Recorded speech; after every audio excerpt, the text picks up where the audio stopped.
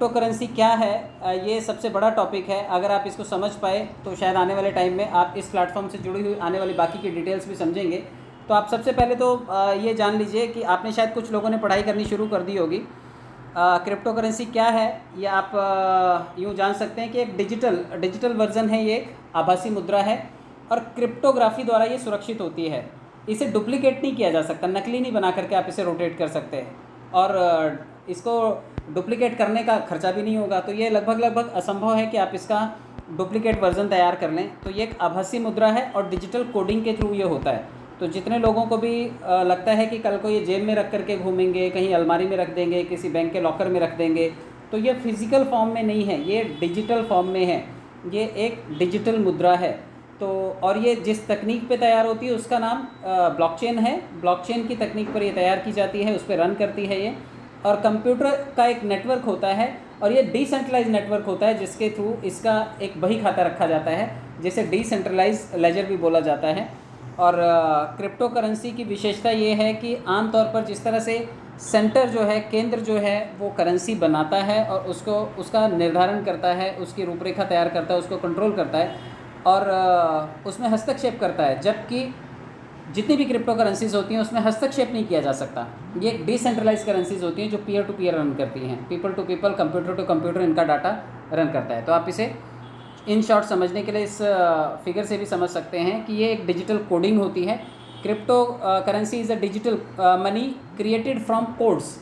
एक ऐसी डिजिटल मुद्रा जो कोड्स के थ्रू तैयार की जाती है उसे डिजिटल क्रिप्टो करेंसी कहा जाता है, क्रिप्टो करेंसी कहा जाता है। यानी कि digital money created from codes, जिसमें कोडिंग की गई हो और डिजिटल हो, वो क्रिप्टो करेंसी है। और क्रिप्टो करेंसी में देखिए ये बीच वाला जो सेकंड जो चित्र दिखाई दे रहा है, ये मॉनिटर की जाती है पीयर टू पीयर, एक दूसरे के थ्रू ये ट्रांसफ़र की जाती है। हम इसी तरह लेन देन करते हैं, आपस में एक दूसरे से लेन देन कर सकते हैं। इसमें किसी बीच में बैंकिंग व्यवस्था की ज़रूरत नहीं होगी और इंटरनेट प्रोटोकॉल इस चीज़ की देखरेख करता है। जो भी हम चीज़ों का लेन देन करते हैं वो एक ब्लॉकचेन से जुड़ा रहता है, एक डिजिटल लेजर बनता है हमारे सब की, उसमें डिटेलिंग और कोडिंग होती है। तो एक आदमी का कोड एक ब्लॉक में होता है, पूरी इन्फॉर्मेशन, पूरा KYC, पूरी डिटेल्स, ट्रांजैक्शन हिस्ट्री, उसका कितना अमाउंट है, कितना फ़ंड है, ये सभी चीज़ होती है। तो वहाँ से कितना ट्रांसफ़र किया वो नेक्स्ट वाले आदमी को, वो पूरी तरह से मॉनिटर किया जाता है। ये क्रिप्टो करेंसी जो है, तीसरा चित्र आप अगर देखेंगे, ये एनक्रिप्टेड होता है। एनक्रिप्टेड का मतलब ये इतना सुरक्षित होता है, इसमें आपने स्पेशल चाबी लगा रखी होती है और इसकी वजह से इसमें हैश कोड होता है और मतलब ये डिफरेंट टाइप ऑफ कोडिंग होती है, एनक्रिप्टेड होती है। इसे बोलते हैं कि ऐसी भूल भुलैया वाली कोडिंग होती है कि जिसको क्रैक नहीं किया जा सकता। तो इसमें चाबी लगी होती है और इसको सेंधमारी करना इसमें आसान नहीं होता। तो ये डिजिटल कोडिंग है, एक दूसरे को ट्रांसफ़र की जाती है, साथ में सुरक्षित है क्योंकि इसमें सिक्योरिटी मेजर्स बहुत टाइट हैं। एनक्रिप्टेड है ये, एक दूसरे के जब तक पासवर्ड और कीवर्ड्स नहीं पता है तब तक कोई भी इस फंड को निकाल नहीं सकता। और अगर आप चाबी भूल गए तो आपका भी खजाना आपके पास रहेगा लेकिन आप उसे रिलीज़ नहीं कर पाएंगे। तो ये चाबी सुरक्षित रखनी है आपको जब भी आप लेन देन करेंगे।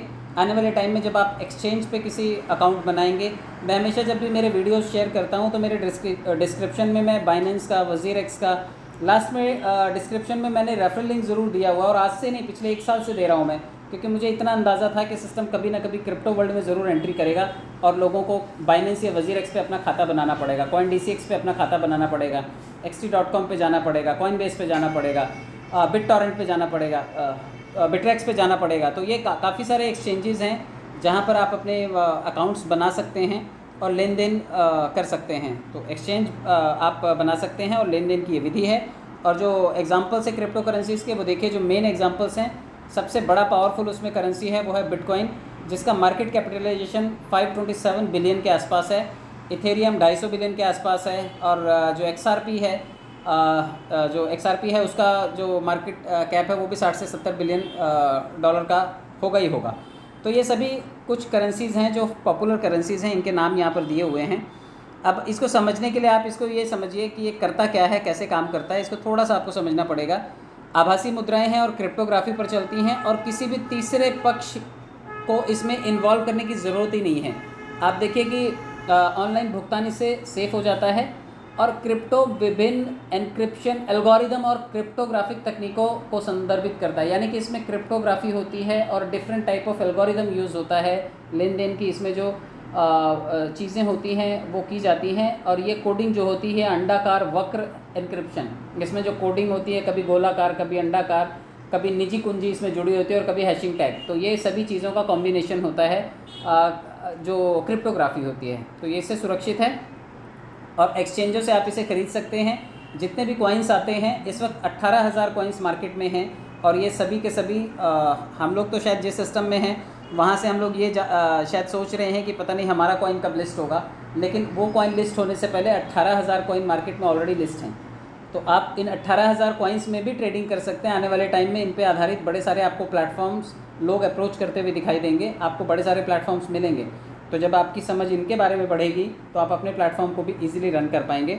जितनी भी ई कॉमर्स साइट्स हैं आज की तारीख में सभी की सभी नहीं अनुमति देती है लेन देन करने के लिए, लेकिन जो पॉपुलर करेंसी है जो बिटकॉइन है उसका इस्तेमाल बड़े सारी चीज़ों में किया जा सकता है। आप मान करके चलिए कि अमेज़ॉन है, अमेज़ॉन क्रिप्टो में भी लेन देन करता है। एप्पल है, एप्पल का फ़ोन अगर ख़रीदना हो आपको वो क्रिप्टो में लेन देन करने की अनुमति देता है। टेस्ला की कारें ख़रीदनी हो आपको या फिर फ़ॉरेन में कोई वॉलमार्ट से आपको शॉपिंग करनी हो, और कई सारे ऐसे कंट्रीज़ हैं, मैं आगे बताऊंगा कौन कौन सी कंट्रियों ने इन्हें मान्यता दे रखी है। तो वहाँ पर सभी चीज़ों का लेन देन जो है वो ऑटोमेटिकली क्रिप्टो से ही किया जाता है। बिल्कुल कैशलेस इकोनॉमी जहाँ पर बिल्कुल कैश का कोई लेन देन ही नहीं है।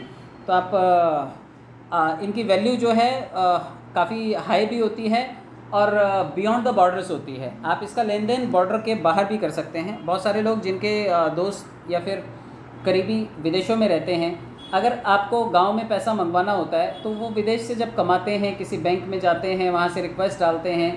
अभी अगर दुबई से ही कोई 10-15 हज़ार रुपये भेजता है तो 500 से 600 रुपये कट जाते हैं उसमें, बल्कि ज़्यादा भी कटते होंगे, मुझे अंदाज़ा नहीं है, लेकिन वो कट जाते हैं क्योंकि बैंकिंग के माध्यम से भेजा जाता है। जबकि अगर आप क्रिप्टो करेंसी के माध्यम से लेन देन करेंगे तो किसी बैंक की भी ज़रूरत नहीं और डायरेक्ट पैसा बाहर से रहने वाला आदमी डायरेक्ट आपके खाते में पैसा भेज सकता है। तो ये संभावना है, आप इसको समझिए। जिस तकनीक पे ये काम करता है वो है ब्लॉकचेन।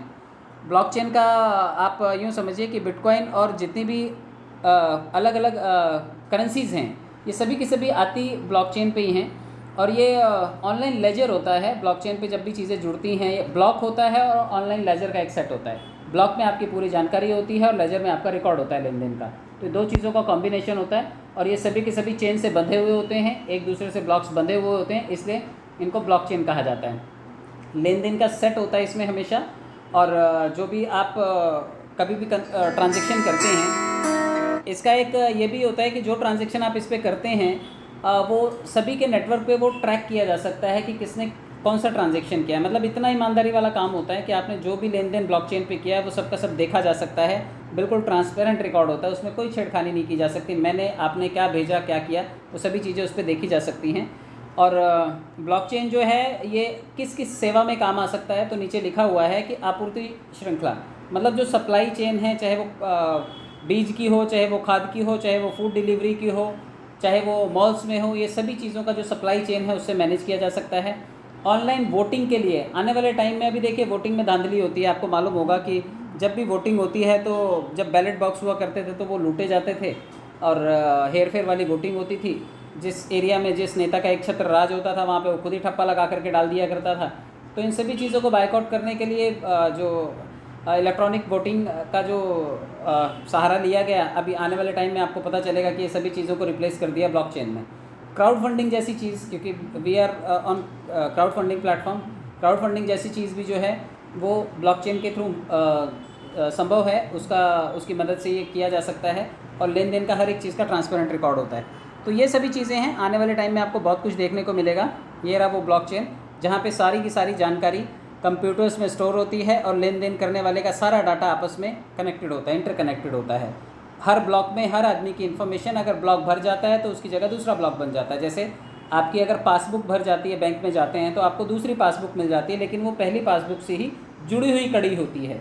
इसी तरह से जब ब्लॉकचेन में कोई भी डाटा आपका बनता है तो वो एक ब्लॉक में सेव रहता है, जब वो ब्लॉक भर जाता है तो दूसरे ब्लॉक में आपका डाटा सेव होता है, बट वो कनेक्टेड रहता है और एक दूसरे से लेन देन करने में भी ये सभी की सभी चीज़ें कनेक्टेड होती हैं। चलिए इसके प्रकार भी देख लीजिए। क्रिप्टो करेंसी जो है इसमें सबसे बड़ा जो पावरफुल करेंसी है वो है बिटकॉइन। बिटकॉइन सबसे मूल्यवान भी है और सातोशी नाकामोटो नाम के आदमी ने इसको बनाया था। और मज़े की बात यह है इसका भी अता पता नहीं है। हम लोग जिस प्लेटफॉर्म पे हैं उसके भी मालिक का अता पता नहीं है और इसके भी मालिक का अता पता नहीं है, और मालिक का पता ना होना ही इस करेंसी की सबसे बड़ी पावर है, जिसकी वजह से ये आज 28 लाख रुपए से लेकर के 65 लाख रुपए तक के बीच में गोता लगाती रहती है। तो ये आप मान के चलिए कि बहुत पावरफुल करेंसी है। और इसमें बाद में अलग अलग करेंसीज आई, क्योंकि ये पेरेंट करेंसी थी। तो जब इथेरियम आया तो इथेरियम लेन देन के लिए गैस फीस का काम करने के लिए आया, लेकिन बाद में वो भी एक एस्टेब्लिश करेंसी बन गई। XRP रिपल जब आया तो वो बैंकिंग क्षेत्र में काम करने के लिए आया, कि बैंकों का जो लेन देन होता है उसके लिए इस ब्लॉकचेन टेक्निक का यूज़ होगा। तो सारे करेंसीज जो अलग अलग आई उनका यूज़ अलग अलग है। सारी करेंसीज़ में आपको आने वाले टाइम में पढ़ना पड़ेगा कि डिसेंट्रलाइज्ड फाइनेंस क्या होता है, मतलब इन करेंसीज़ का इस्तेमाल फाइनेंस के लिए कैसे किया जाता है, डिसेंट्रलाइज्ड ऐप्स का क्या क्या इस्तेमाल है, डिसेंट्रलाइज्ड जो डैप हैं, डिसेंट्रलाइज्ड एप्लीकेशन कौन कौन सी हैं, गेमिंग के प्लेटफॉर्म्स कौन कौन से हैं, NFT टोकन्स कौन कौन से हैं, मेटावर्स कौन कौन से हैं, ये सब डेवलप हुए इसी ब्लॉकचेन और इन्हीं करेंसीज़ के आने के बाद। तो ये आप अंदाज़ा लगाइए कि आने वाले टाइम में बहुत सारी चीज़ें आपको पता चलेंगी। बिटकॉइन 2009 में शुरू हुआ था और 2022 तक $576 बिलियन का मार्केट कैपिटलाइजेशन सिर्फ और सिर्फ बिटकॉइन का था।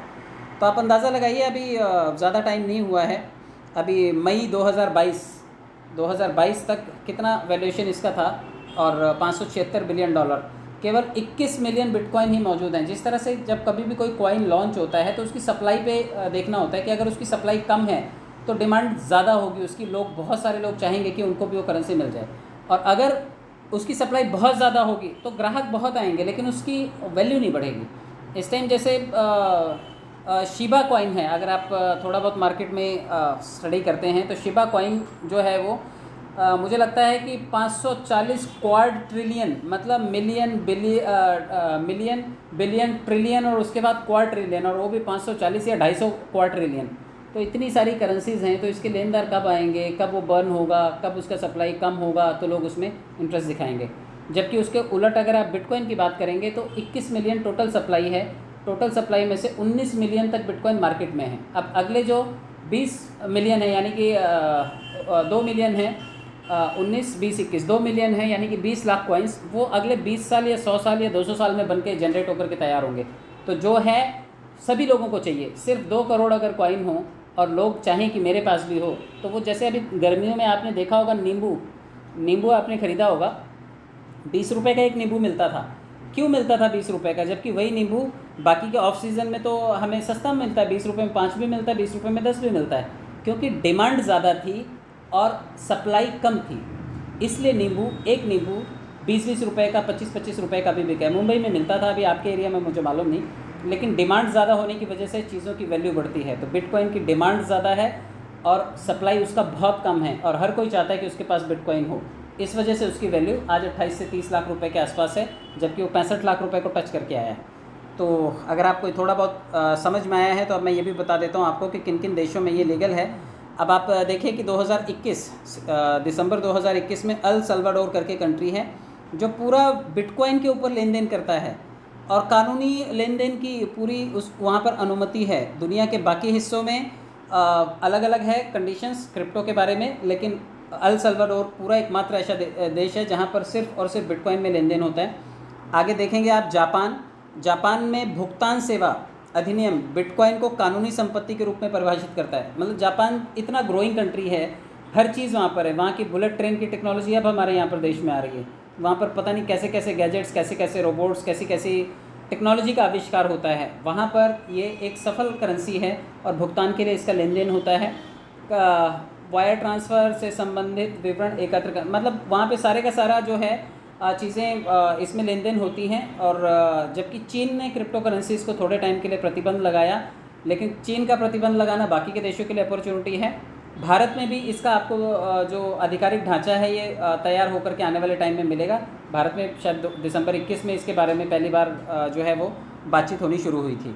इसके अलावा एक और कंट्री है यूरोपियन संघ, वो भी क्रिप्टो करेंसी को कानूनी वैधता देता है, और जितने भी यूज़ करने वाले हैं, जितने भी उत्पाद हैं, वित्तीय उपकरण हैं, उसमें इसका लेन देन किया जा सकता है।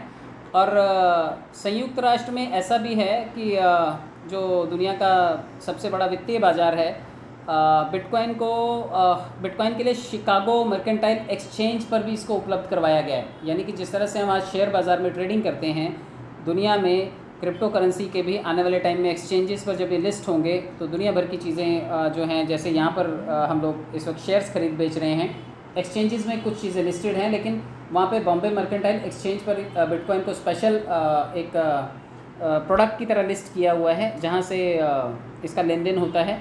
और बिटकॉइन और एथेरियम जो हैं प्रतिभूतियाँ नहीं हैं, ये प्रतिभूतियों को आप समझ लीजिएगा क्या है कहना है यहाँ पर। क्रिप्टो करेंसी के फ़ायदे हैं, काफ़ी सारे फ़ायदे, क्योंकि फ़ायदे जो हैं, फ़ायदे के बेसिस पे कोई चीज़ आगे चलती है, तो फ़ायदे और नुकसान दोनों में बताता हुआ चलता हूँ आपको। सबसे बड़ा तो ये है कि पैसे के लिए एक डिसेंट्रलाइज्ड अथॉरिटी है ये। आपको किसी पुलिस वाले को बीच में नहीं लाना है, किसी बैंक को नहीं लाना है, किसी बैंकिंग एजेंसी को नहीं, किसी NBFC को नहीं, किसी दो आदमियों के बीच में किसी गवाह को लाने की ज़रूरत नहीं है। आप डायरेक्ट लेन देन कर सकते हैं और फेल नहीं होता इसका लेन देन। फेल का मतलब ऐसा है कि कई लोगों को आपने सुना होगा, वो कहते हैं कि सर गलती से कहीं और ट्रांसफ़र हो गया फ़ंड, तो गलती से भी हो गया, फेल नहीं होगा, वो चला जाएगा उसके खाते में जिसका खाता आपने डाला है, तो फेल नहीं होता इसमें, ये एक चीज़ है। और बिल्कुल ट्रांजैक्शन हो जाता है। जैसे कि बड़ा बैंक, कभी कभी क्या होता है बैंकिंग में, जब कभी भी झमेले होते हैं, बैंक संकट का सामना करता है, नोटबंदी का सामना करता है, या किसी और प्रॉब्लम की वजह से बैंकों पर जब गड़बड़ होती है, तो ऐसे टाइम पे यही एक इकलौता ऐसा माध्यम होता है जिससे लेन देन संभव होता है। मैं हमेशा एग्जांपल देता हूँ कि इस टाइम यूक्रेन की हालत देख लो, रशिया की हालत देख लो, या अफ़गानिस्तान की हालत देख लीजिए, या श्रीलंका की हालत देख लीजिए। बहुत सारा मिलियन बिलियन ट्रिलियंस में इन लोगों को क्रिप्टो करेंसी से फ़ंड मिलता है, डोनेशन मिलता है। और बहुत सारे लोग जिन्होंने खुद माइनिंग करके या स्टोर करके या इन्वेस्ट करके क्रिप्टो करेंसीज अपने पास रखी हुई थी, वो दुनिया में आज इन कंट्रीज़ में जो कभी भी अस्थिरता की सिचुएशन में आते हैं देश, ऐसे टाइम पे क्रिप्टो करेंसी आधार बनेगी, क्योंकि बैंकिंग सिस्टम वहाँ पे फेल हो जाता है। बैंक में आप देखिए एक साथ 8 छुट्टियाँ आ जाएँ तो हालत ख़राब हो जाती है लोगों की। जब नोटबंदी आई थी, अपने पैसा निकालने के लिए आपको लाइनों में लगना पड़ा था। जब कभी बैंक करप्ट हो जाते हैं तो अपने पैसा लेने के लिए, चाहे वो बेटी की शादी हो, बीमार का इलाज हो, सर्जरी हो, या एजुकेशन के लिए हो, नहीं निकाल पाते हैं आप पैसा। तो इसके उलट डिसेंट्रलाइज्ड अथॉरिटी क्रिप्टो करेंसी आपको ऐसा अवसर देती है कि आप बिना किसी हस्तक्षेप के धन हस्तांतरण कीजिए, और जो भी उसमें क्रिप्टोग्राफी होती है वो आपके इस पैसे के लेन देन को हमेशा सिक्योर करती है। कुछ चीज़ों में हमेशा सरकारें क्यों चाहती हैं कि इसके ऊपर थोड़ा सा नकेल भी कसी रहे, क्योंकि मनी लॉन्ड्रिंग जो है ना, वो सबसे ज़्यादा क्रिप्टो करेंसी से होता है। आजकल जो चोर उचक्के भी होते हैं वो भी इसी में पेमेंट लेना शुरू करते हैं कि भाई हमें पैसा वैसा नहीं चाहिए, आप खाली हमारे को क्रिप्टो करेंसी ट्रांसफ़र कर दीजिए। डार्क वेब में ड्रग्स, मतलब जो दुनिया का सबसे इंटरनेट का हमें तो मुश्किल से 4% 5% ही दिखाई देता है। डार्क वेब जो होता है, इंटरनेट की ऐसी ऐसी प्रोफाइल्स हैं जिनको हम खोल नहीं पाते। हमें तो इंटरनेट पे जो सर्च करते हैं सिर्फ उतना ही दिखता है, लेकिन वो सिर्फ 4% मात्र है। जो 96% है वो डार्क वेब है। वो दुनिया की ऐसी ऐसी चीज़ें हैं जहाँ पे क्राइम है, ड्रग्स हैं, मारधाड़ है, आर्म्स एम्यूनेशन है, फिरौती चिनौती है, पता नहीं कितनी सारी चीज़ें हैं। इन सभी में जो लेन देन होता है, ये सब कभी कभी क्रिप्टो करेंसी से संभव होता है, और लोगों के लिए पसंदीदा बन जाता है ये, क्योंकि इसके लिए कोई उन्हें पकड़ नहीं सकता, जल्दी से ट्रैक नहीं कर सकता। जबकि सरकारें चाहे तो कर सकती हैं, बट डार्क वेब में काफ़ी सारी ऐसी चीज़ें होती हैं जिससे आप क्रिप्टो करेंसी के लेन देन को भी ट्रैक नहीं कर सकते। तो यहाँ पर इसका इस्तेमाल होता है, इसलिए सरकारें चाहती हैं कि ऐसा किसी गलत चीज़ के लिए इसका इस्तेमाल ना हो, इसलिए सरकारें इसको रेगुलेट करना चाहती हैं। ब्लॉकचेन सबसे अत्याधुनिक है, लेकिन फिर भी आपको पता होगा कि हैकिंग जो है ना, ये एक बहुत बड़ी समस्या है। हैकर्स के नज़रों में हमेशा बिटकॉइन रहता है। बिटकॉइन से वो हमेशा पेमेंट मांगते हैं, किसी भी सिस्टम को हैक कर लेते हैं। कभी आर्मी की कुछ चीज़ों को हैक कर लेंगे, कभी किसी कंपनी के सीक्रेट जो पॉलिसीज़ होती हैं उसको हैक कर लेते हैं हैकर्स लोग, और फिर कहते हैं हमें डिमांड है, हमारे को बिटकॉइन चाहिए, आप हमें बिटकॉइन दे दीजिए। अगवा कर लिया किसी को, कहते हैं बिटकॉइन में पेमेंट कर दीजिए, हम छोड़ देते हैं। तो ये सभी चीज़ें जो हैं ये कभी कभी इनसिक्योर भी बनाती हैं, क्योंकि ये पेमेंट का सबसे सेफ मोड है। अभी भारत में अगर कोई बोले कि 10 करोड़ रुपए चाहिए, तो 100 के नोट इकट्ठे करने लग जाओ तो एक पेटी भर के ले जानी पड़ेगी। 10 रुपए के नोट इकट्ठे कर लो तो शायद एक ट्रक भर के लेकर के जाना पड़ेगा। तो जबकि क्रिप्टो करेंसी में खाली कोडिंग करनी पड़ेगी, ज़रा सा एक यहाँ से हैश डाला और सीधा उनके पास फंड पहुँच जाता है, और वो दुनिया में कहीं पर भी उसको कैश कर सकते हैं। तो ये एक बहुत बड़ी समस्या है, ये इसका एक ड्रॉबैक है। और इसका सबसे बड़ा एक ड्रॉबैक ये भी है कि ये उछल कूद बहुत मचाता है। ये चढ़ता भी बहुत तेज़ी से है और उतरता भी बहुत तेज़ी से है। तो जितने लोग तो इसमें टाइम से एंट्री कर जाते हैं, वो तो तगड़ा पैसा कमा लेते हैं, लेकिन जितने लोग बाद में एंट्री करते हैं फिर वो रखड़ता रहता है, पड़ा रहता है, सड़ता रहता है पैसा और माइनस होता रहता है, कहीं ना कहीं शेयर बाज़ार की तरह हो जाता है वो। तो आपको ये कुछ चीज़ें इसको अलग बनाती हैं। आप इनको सभी को देखने के बाद ही निवेश कीजिए। और सेंट्रल बैंक CBDC, मैं हमेशा बोलता हूँ कि केंद्रीय बैंक जो है, केंद्र सरकार जो है हमारी, वो CBDC ज़रूर लाएगी। सेंट्रल बैंक डिजिटल करेंसी के ऊपर वो काम कर रही है। सिक्कों का जो लेन देन होता है उसके उलट क्रिप्टो करेंसी जो है, जहाँ पर जैसे रिमोट एरियाज़ में लोग रहते हैं और लेन देन में उनको दिक्कत आती है, तो डिजिटल वर्जन होगा ये। जो सिक्के हम लोग बैंक से लेते हैं या जो नोट हम बैंक से लेते हैं, उसका एक डिजिटल वर्जन है। फिएट मनी का एक डिजिटल वर्जन, मतलब जो नोट लेते हैं, करेंसी लेते हैं, उसका एक डिजिटल वर्जन है डिजिटल करेंसी। तो सेंट्रल बैंक डिजिटल करेंसी आने वाले टाइम में हमें डेफिनेटली मिलेगी और हम इसका जो वर्ज़न है वो देख पाएंगे। और हम इकलौते नहीं हैं इस रेस में। चीन ने ऑलरेडी डिजिटल युआन लोगों को प्रमोट कर दिया है, अपने देश में वो चला रहा है। बैंक ऑफ थाईलैंड का जो प्रोजेक्ट है वो है, देखिए इंथानोन करके प्रोजेक्ट, इंथानोन करके है, वो थाईलैंड में चल रहा है ऑलरेडी, वो डिजिटल करेंसी है वहाँ पर। तो मार्शल आइलैंड्स में मार्शलीज सॉवरेन करके है जो वहाँ पर चल रहा है। तो डिजिटल करेंसीज कई देश एक्सपेरिमेंट कर चुके हैं, भारत भी उससे पीछे नहीं रहेगा, क्योंकि क्रिप्टो करेंसी को कोई बॉर्डर रोक नहीं सकता। इंटरनेट पे चलने वाली मुद्रा को कोई सरकार कंट्रोल नहीं कर सकती, रेगुलेट करने के पीछे जा सकती है। क्योंकि जब केंद्र सरकार ने उसको बैन किया था कि भाई ये हम इसे नहीं चलने देंगे, तो सुप्रीम कोर्ट ने फटकार लगाई थी कि आप इसे रेगुलेट कीजिए, और उसने वो जो बैन है तत्काल प्रभाव से हटा दिया था। उसके बाद से अब देखिए राज्यसभा में हेयरिंग हुई, या फिर जब भी आने वाले टाइम में कोई ना कोई मॉडल बनेगा क्रिप्टो करेंसी के लिए, तो हमें ज़रूर देखने को मिलेगा। बैन सरकार नहीं कर पाएगी, क्योंकि सरकार उसको रेगुलेट करना चाहती है। अगर एप्पल जैसी कंपनी उसके साथ काम कर रही है, माइक्रोसॉफ्ट काम कर रहा है, वॉलमार्ट काम कर रहा है, अमेज़ॉन जैसी कंपनी काम कर रही है, तो यही तो बड़े ब्रांड हैं जिनके साथ हम भी काम करना चाहते हैं। तो इन बड़े ब्रांड्स में अगर वो चीज़ चल रही है, तो हम भी कहीं ना कहीं से इसको रेगुलेट करके टैक्स के दायरे में ज़रूर लाएंगे। चलिए, अगर टैक्स की बात करते हैं तो टैक्स भी आप समझ लीजिए, पैसे का ही रूप माना जाता है क्रिप्टो करेंसी को। तो ये 20 मई 2021 को अमेरिकन ट्रेजरी का एक, जो अमेरिका में जहाँ पर जो लेन देन का जो प्रोसेस है देखने वाली जो ट्रेजरी है, जो बैंकिंग व्यवस्था है, उसने कहा था कि भाई $10,000 से ऊपर का जो भी लेन देन हो रहा है उसके ऊपर रिपोर्ट देने की आवश्यकता है, और जो भी टैक्स देने वाले लोग हैं उनके ऊपर कंसीडर किया जाएगा, और इससे ऊपर का जो लेन देन होगा उसके ऊपर ज़रूर टैक्स का स्लैब होगा। कितने टाइम तक कोई क्रिप्टो करेंसी को रखता है इस पर डिपेंड करता है, क्योंकि सरकार तो प्रॉफिट पे, और हमारे यहाँ तो सरकार ने कहा कि आप किसी को गिफ्ट भी देंगे तो हम टैक्स लेंगे, किसी ने ख़रीदा है तो भी टैक्स लेंगे, कोई लेन देन कर रहा है तो भी टैक्स लेंगे, मतलब हर तरफ से हम तो टैक्स लेंगे। अभी कोई मॉडल बना नहीं है, लेकिन हम टैक्स ज़रूर लेंगे। तो सरकार को ये तो पता है कि एक ऐसा मॉडल है जिसमें 10 करोड़ निवेशक हैं, और 24 साल के लोग जो हैं उसमें 60% हैं, यानी 10 करोड़ में से 60% जो है वो सिर्फ 24 साल के लोग हैं, और लगभग 9,000 रुपये प्रति व्यक्ति उसमें निवेशित है। तो बहुत बड़ा पैसा जो है हम लोगों ने इस क्रिप्टो मार्केट में इन्वेस्ट किया हुआ है इंडियंस ने। अगर हमारा प्लेटफॉर्म आता है तो आप मान करके चलिए 55 lakh user plus 10 crore users, इन लोगों को तो पता है क्रिप्टो करेंसी क्या है। और अगर इतनी बड़ी कम्युनिटी कभी क्रिप्टो करेंसी लॉन्च करेगी तो 10 करोड़ लोग उसमें ज़रूर हाथ आजमाएंगे, और जिस लेवल पे हम एंट्री करेंगे उस लेवल को बूम होने में, आगे बढ़ने में मुझे नहीं लगता कि कोई रोक पाएगा। अगर ये संभव हुआ और जुमलेबाजी नहीं हुई तो डेफिनेटली आने वाले टाइम में हम क्रिप्टो मार्केट में एक बहुत बड़ा एक्सपेरिमेंट और एक बहुत बड़ा इनिशिएटिव देखेंगे अपने इस प्लेटफॉर्म के माध्यम से। भारत में भी जितने लोगों को लगता है कि क्रिप्टो करेंसी अगर हम यूज़ करेंगे तो क्या ये टैक्सेबल होगी, यस बिल्कुल टैक्सेबल होगी, और 30% टैक्स देना पड़ेगा, प्लस 1% TDS जो है। अभी तक सुनने में यही है, कल को अगर इसमें कोई अमेंडमेंट होता है, कोई इसमें ढील मिलती है, या इसमें कोई और चीज़ें ऐड ऑन होती हैं तो वो हो सकता है कि अलग चीज़ें हों, लेकिन ये बात पक्की है कि आने वाले टाइम में क्रिप्टो जो होगा वो टैक्सेबल होगा, और हम टैक्स के दायरे में आएंगे, यानी कि हम लीगल प्लेटफॉर्म पर होंगे। तो हमारे लिए अच्छी बात है कि ये क्रिप्टो में आ जाए और हम टैक्स देने की स्थिति में आ जाएँ। 1 करोड़ कमाएंगे, 30 लाख रुपये टैक्स देंगे और खुशी खुशी देंगे। तो ये एक संभावना है। सभी बातों का निष्कर्ष भी मैं बता देता हूँ कि क्रिप्टो करेंसी का बाज़ार तेज़ और जंगली है। आपको ये पता होना चाहिए कि ये बाज़ार बहुत जंगली है। हर दिन रोज़ नई क्रिप्टो करेंसी सामने आती है, पुरानी मर भी जाती है। जल्दी इसे एक्सेप्ट करने वाले, फर्स्ट कम फर्स्ट सर्व, जल्दी जो इसे लेगा वो अमीर भी बनेगा, और जो इसमें सिर्फ इन्वेस्टर बनेगा वो पैसा खो देगा। मैं हमेशा कहता हूँ कि किसी भी चीज़ में काम करके पैसा कमाइए। अगर आप बतौर निवेशक आ रहे हैं तो हो सकता है कि आपको निराशा हो। तो तो क्रिप्टो करेंसी का बाज़ार भी ऐसा ही है, जब मार्केट चढ़ता है तो लोग उसे बेच के निकल लेते हैं और जब वो गिरता है तो फिर से लोग ख़रीदारी करने लगते हैं। तो आपको ये भी देखना है। दुनिया बदलने की बहुत बड़ी कहानी है ये।